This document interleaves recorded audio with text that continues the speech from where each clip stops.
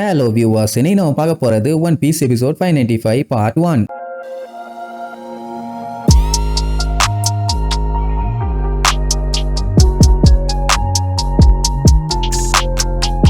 Open பண்ணா Zoro சஞ்சி Brook மயக்கத்துல இருந்த இவனுங்க 3 பேரும் மறுபடியும் எந்திரிச்சு சாம்ராய தேடி ஓடிட்டு இருக்கானுங்க. அதுல ஜோரோ மண்டை வீங்கி இருக்குமா. அவன் என்ன சொல்லுவானா, மேபி நான் மேல இருந்து கீழே விழுந்ததுனால தான் என் மண்டையில அடிபட்டு வீங்கிருச்சு போலம்பா. ப்ரூக் அப்ப எனக்கும் அப்படித்தான் இருக்கும்பா. வெட்டி நாயம் பேசாதீங்க, நமக்கு நிறைய வேலை இருக்குது, சீக்கிரமா அந்த சாம்ராய கண்டுபிடிச்சு கூட்டு போகணும் அப்படின்ட்டு வேகமா போவானுங்க. இவங்களுக்கு என்ன ஒரு அவமானமா இருக்கும்னா, அந்த பெரிய சைஸ் கால் தடத்தை பார்த்தாங்கல்ல, அது எங்க இருக்கு என்னன்னு சொல்லி இவங்களால கண்டுபிடிக்கவே முடியாமா. இவனுங்க பேசுறதெல்லாம் வச்சு பார்க்கும்போது என்ன ஒரு விஷயம் நல்லா தெரியுதுன்னா, அந்த 2 மலமாட்டு பயிலுக டைரக்டா இவனுக்கு கூட வந்து சண்டை போடல. அப்படி சண்டை போட்டு இருந்தா அவ்வளவு சீக்கிரத்துல மட்டையா இருப்பாங்களா நம்ம ஆளுங்க. அதான் யார் இவங்களை இப்படி பண்ணான்னு கூட தெரியாம நம்ம பயிலுக போயிட்டு இருக்கானுங்க. சொல்ல போனா அப்படி ஒண்ணு இருக்குதோ இல்லையோன்னு இப்ப டவுட் வர அளவுக்கு ஆயிருச்சு. இப்படி இவனுங்க பேசிக்கிட்டே போவானுங்க. அந்த டைமுங்கும் போது என்ன சம்பவம் நடந்துச்சுன்னு காட்டுவாங்க. அட இவங்க அந்த சாம்ராயோட கால் தடத்தை கண்டுபிடிச்சு அப்படியே ஃபாலோ பண்ணிட்டே போனாங்களா. அப்படி போகும்போது ஏகப்பட்ட ஃபன் எல்லாம் பண்ணிட்டு போனானுங்க. அப்பதான் அந்த பெரிய சைஸ் கால் தடத்தையும் பார்த்தானுங்க. கண்டிப்பா இது அந்த லெஜெண்டரி அனிமலான எட்டியோட ஃபுட் பிரிண்ட் தான் சொல்லி நம்ம ப்ரூக் அடிச்சு சொல்லுவான். ஏன்டா அப்படி லூசத்தனமா பேசிட்டு இருக்கேன்னு போய் பார்த்தா அடுத்தடுத்து ஏகப்பட்ட கால் தடங்கள் இருக்குது.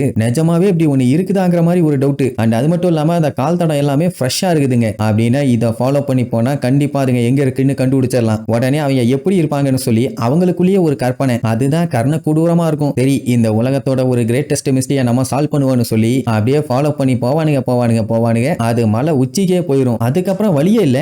என்னடா இதுக்கப்புறம் அது எங்க போச்சுன்னு யோசிச்சுட்டு இருக்கும் போது பின்னாடி 2 கருப்பு உருவம் வந்து நின்றுட்டு இருக்கும். எல்லாம் அவனுங்க தான். பெரிய சைஸ்ல பார்த்தோன்னே கண்டிப்பா இதுதான் நம்ம தேடி வந்த எட்டியா இருக்கும்னு சொல்லிட்டு இருப்பாங்களா. அவனு என்ன பண்ணுவானுங்க, ஸ்மோக்கை வச்சு அடிச்சு விட்டுருவானுங்க. அந்த ஸ்மோக் இவங்க உடம்புக்குள்ள போனவனையே டயர்ட் ஆகி தரக்கடிச்சவ மாதிரி கிருகிருன்னு தலை சுத்துது, எங்களால நிக்க முடியலாமானுங்க. அப்புறம் தான் சொல்லுவானுங்க, இது KYP கேஸ் கேனிஸ்டர்ஸ். இந்த கேஸை மோந்துட்டாலே ஹெவியா ட்ரிங்க் பண்ணவனுக்கு எந்த அளவுக்கு கேரா இருக்குமோ அந்த அளவுக்கு கேரா இருக்கும். கண்டிப்பா இதுல இருந்து யாராலையும் தப்பிக்கவே முடியாதுன்னு வேற சொல்லிட்டு இன்னொரு பஞ்சாயத்தும் சொல்லுவானுங்க. என்னன்னா, இப்ப நம்மளுக்கு நின்றுட்டு இருக்க இடத்துக்கு கீழே டிஸ்ட்ரிக்ட் F-16 இருக்குது. அங்க ஐஸால செய்யப்பட்ட ஸ்பைக்ஸுங்க எல்லாம் பயங்கரமா இருக்குதுங்க. அதுல போய் நம்மளுக்கு விழுந்தாங்கன்னா அவ்வளவுதான் காலி. அதனால சாகட்டும்னு சொல்லி மறுபடியும் சுடுவானுங்களா. அந்த கிளிஃப் உடஞ்சு போய் அப்படியே மேல இருந்து கீழே விழுவானுங்க. அப்போ ஜோரோ நோட் பண்ணிடுவான், கீழே ஸ்பைக்ஸ் எல்லாம் பயங்கரமா இருக்குதுன்னு. அப்படியே லூசு பள்ளியெல்லாம் கீழே ஸ்பைக்ஸ் இருக்குன்னு சொன்னா அவனுக்கு 2 பேரும் கொரட்டை விட்டு நல்லா தூங்க ஆரம்பிச்சிட்டானுங்க. உடனே நம்மால என்ன பண்ணிடுவான், ஒரே ஒரு வெட்டு, அவ்வளவுதான் அந்த ஸ்பைக்ஸுங்க அப்படியே 2ஆ பொளந்து சேஃபா கீழே வந்துருவாங்க. அவங்க 2 பேரும் மயங்கிட்டானுங்க. ஜோரோ மட்டும் எப்படா முழிச்சிட்டு இருந்தான்னு கேட்டா, நம்ம பையன் தான் எப்பவுமே சரக்கடிச்சிட்டே இருப்பானே, அதுதான் அவன் பொழப்புங்கிறதுனால அவன் கொஞ்ச நேரத்துக்கு ஸ்டடியா இருந்திருக்கான். ஆனா அதுக்கப்புறம் அவனும் மயங்கிடுவான். அப்ப மேல வந்து பார்த்தவனுங்க கீழே விழுந்து அவங்க செத்துட்டாங்கன்னு நினைச்சிட்டு அவங்க பாடிஸை வேணா போய் ரெக்கவர் பண்ணிங்கன்னு சொல்லிட்டு போயிருவானுங்க. நம்ம பயிலும் அப்படியே கீழே பேன்னு கிடப்பாங்களா. அவங்கள ரெக்கவர் பண்றதுக்காக ஒரு கூட்டம் கிளப்பிட்டு வருவானுங்க. எல்லாம் அந்த மஞ்சமாக்கானுங்க தான். வந்தவனுங்க என்ன பண்ணணும், முதல்ல செத்துட்டானுங்களான்னு பார்க்கணும். அதுக்கு முன்னாடியே இந்த மாதிரி ஸ்டார் ஹேட்ஸோட பாடிஸை நாங்க கண்டுபிடிச்சிட்டோம், ரெக்கவர் பண்ண போறோம்னு சொல்லி போன்ல இன்ஃபார்ம் பண்ணுவானுங்களா. அந்த டைம் சஞ்சி எந்திரிச்சு, யாரை பார்த்துடா டெட் பாடின்னு சொன்னீங்க, கொய்யாலையலாமா எல்லாத்துக்கும் தூக்கி வாரி போட்டுரும். ஐயோ இவ இன்னும் உயிரோட தான் இருக்கான்னு. சரி, இவ வெறும் பொண்ணு தானே, அசால்ட்டா நம்ம காலி பண்ணிடலாமானுங்க. ஓ பொண்ணுன்னா புறாண்டிடுவீங்களா, உங்கள மாதிரி 100 பேர் வந்தாலும் தொவன்னு துவப்பாடான்னு சொல்லிட்டு காலை வச்சுட்டு ஒரு ரொட்டேஷன் போடுவான். அவ்வளவுதான், எல்லாருமே அங்க மட்டை. என்ன பயலுக்கு பயங்கரமா மூச்சு வாங்க ஆரம்பிச்சிடும். ஏன்னா அவன் இருக்கிறது நமியோட பாடி. அவன் பாடினா வேற மாதிரி ட்ரெயினா இருக்கும், இவ பாடி அந்த மாதிரி இல்ல. நான் கொஞ்சம் கேர்ஃபுல்லா இருக்கணும். நமி பாடியில ஏதாச்சும் ஒரு சின்ன ஸ்கிராச் ஆனாலும் இனி அவ கொன்னே போட்டுருவான். ஆனா இது ஒண்ணுக்கு மட்டும் என்னைய மன்னிச்சிரு நமின்னு சொல்லிட்டு சிகரெட்டை பத்த வைப்பான். இங்க இவனு 2 பேரும் கவுந்து கிடப்பானுங்களா. மூலகட்ட முட்டா பயலுகளா, எந்திரிங்கடான்னு சொல்லி மண்டையா கொட்டி 2 பேத்தையும் எழுப்பி இருப்பான். இப்ப தெரியுதா அவனுங்க மண்டை ஏன் வீங்கி இருக்குன்னு. ஆனா சஞ்சி தான் அடிச்சான்னு ஜோரோக்கு தெரியல. தெரிஞ்சிருந்தா நேரத்துக்கு சண்டை முத்தி போயிருக்கும். ரைட், இப்ப காட்டுறாங்க 2 பேரும் அந்த சாம்ராயை தேடி நிக்காம புயல் வேகத்துல ஓடுவானுங்க. அவங்களுக்கு தெரிஞ்சு இன்னுமே அந்த சாம்ராய் அவன் பாடியை தான் தேடிட்டு இருக்கணும். ஏன்னா அப்படி கண்டுபிடிச்சிருந்தானே நேரத்துக்கு வந்திருப்பான். அந்த டைம் டே சாம்ராயி எங்கடா போனேன்னு சொல்லி ஏதோ ஒரு இடத்து மேல 3 பேரும் ஏறி இறங்கிட்டு இருப்பானுங்க. என்ன இந்த இடம் மட்டும் மேடா இருக்குது, அதெல்லாம் நமக்கு எதுக்கு. ஒருவேளை அவனோட மிச்சம் பாடி அவன் கண்டுபிடிச்சிட்டு அவன் பையனை தேடி எங்கேயாச்சும் போயிட்டானா என்னன்னு ஒன்னும் தெரியலன்னு சொல்லிட்டு ஜோரோ மீச்சிட்டு இருக்க இடத்த அப்படியே லுக்கு விடுவான். பார்த்தா அந்த சாம்ராயி உறைஞ்சு போய் பேன்னு கிடப்பான். அட நாதாரி பயல இங்கதான் இருக்கியான்னு சொல்லிட்டு ஓங்கி ஒரு மிதி, ஐஸ் கட்டி எல்லாம் உடஞ்சு அடிச்சு புடிச்சு மூச்சு வாங்குவான். என்னப்பா நீ ஓகேவான்னு கேட்டா, நான் திடீர்னு இப்படி மாட்டி பேரலைஸ் ஆயிட்டேன், சாக போறேன்னு நினைச்சேன், நல்ல வேலை வந்து காப்பாத்திட்டீங்கம்மா. அட ஒரு ஸ்னோ ஸ்டோம்ல மாட்டி இருக்கான், அதனாலதான் இந்த நிலைமை. இந்த நிலைமையிலயும் பில்டப் எவ்வளவு பஞ்சாயத்தா இருந்தாலும் எனக்கு கோல்ட் எல்லாம் இல்லப்பா, நான் நல்லா ஸ்ட்ராங்கா தான் இருக்கேன் அப்படி இப்படின்னு. ஆனா வாயில பயங்கரமா இருமுவான், நடுங்கிட்டு இருப்பான். என்னன்னா வாரியர்னா இந்த மாதிரி கோல்ட் எல்லாத்தையும் தாங்கணுமாமா. எவ்வளவுதான் நடுங்கி நாசமா போனாலும் இந்த பில்டப்பை மட்டும் விடல. ஏன்டா எரும மாட்டு பயல, உன்னோட பவரை வச்சு நீயே உனக்கு க்ளோத்தை வர வச்சுக்கலாமேன்னு சொன்னா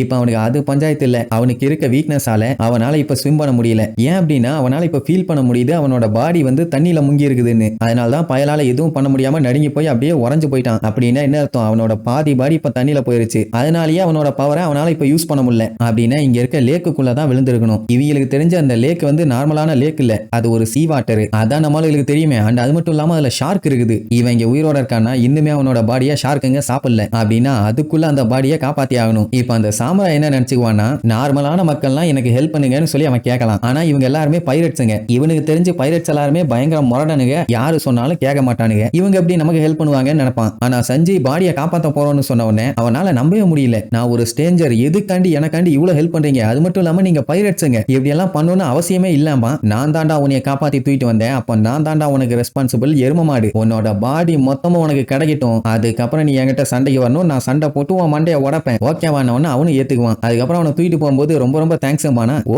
தேங்க்யூ சொல்ல அளவுக்கு வந்துட்டியா? குளிர்ல ரொம்ப ஆடி போயிட்ட போலன்னு கிண்டல் பண்ணிட்டே வருவானுங்க. வந்து பார்த்தா ஆப்போசிட்ல பயங்கரமா புழுதி கிளம்பிட்டு இருக்கும். என்னடான்னு பார்த்தா அந்த பிரவுன் பியர்டோட சபார்டினேட்ஸ், அதான் நம்மளுக்கு ஓவர் கோட் எல்லாம் திருநாயிலே அந்த ஆளுங்க தான். அப்படியே நடிகிட்டே வருவானுங்க. சரி குளிர்ல தான் வரானுங்கன்னு பார்த்தா லேக்கு கிட்ட யாரும் போயிடாதீங்க, எல்லாருமே தள்ளி போங்க. அந்த லேக்குக்கு அந்த பக்கம் ஒரு பயங்கரமான மான்ஸ்டர் இருக்குது. அது கிட்டக்க வந்தாலே எல்லாம் செத்துறாங்கன்னு அடிச்சு புரண்டு ஓடுவானுங்க. அவனுக்கு ஒரு விஷயம் மட்டும் புரியல, இவ்வளவு நாளா அந்த மான்ஸ்டர் எங்க இந்த ஐலாண்ட்ல மறைஞ்சிருந்துச்சுன்னு. ஏன்னா வந்ததுல இருந்தே இப்பதான் அவனுக்கு முதல் டைம் இப்படி ஒண்ணு பாக்குறானுங்க. இங்க நம்ம ஆளுங்க முழிப்பானுங்க, இது மான்ஸ்டரானு. அங்க ஓடி வந்த அவனுங்க நம்ம ஆளுல பார்த்த உடனே ஐயோ இவங்களா, இவனுங்க தானே நம்ம கிட்ட இருந்து கோட்டை திருந்தவனுங்க, மறுபடியும் மாட்டினா நம்மளை சிக்கி புடிஞ்சிருவானுங்க, ஆளை விடுங்கடா சாமின்னு அவனுங்களை சுத்தி ஓடுவானுங்க. அது மட்டும் இல்லாம எங்க பாஸ் உங்களை சும்மா விட மாட்டாரு, நீங்க இதுக்கு பதில் சொல்லியே ஆகணும்னு வேற கத்திட்டு ஓடுவானுங்க. என்ன மென்டல் ஆயிட்டானுங்களா? ஆமா அந்த லேக்ல அப்படி என்னதான் பஞ்சாயத்துன்னு பார்க்கும்போது அந்த பெரிய சைஸ் மான்ஸ்டர் அங்க வந்துட்டு இருக்கத பாப்பானுங்க. என்னடா இது புதுசா மலை மாதிரி வந்துகிட்டு இருக்குது, இதுதான் அந்த மான்ஸ்டரான்னு பீதியாயில கூடுவானுங்க. அது அப்படியே படு பயங்கரமா அங்க போஸ்ட் கொடுத்துக்கிட்டு நிக்கிறதோட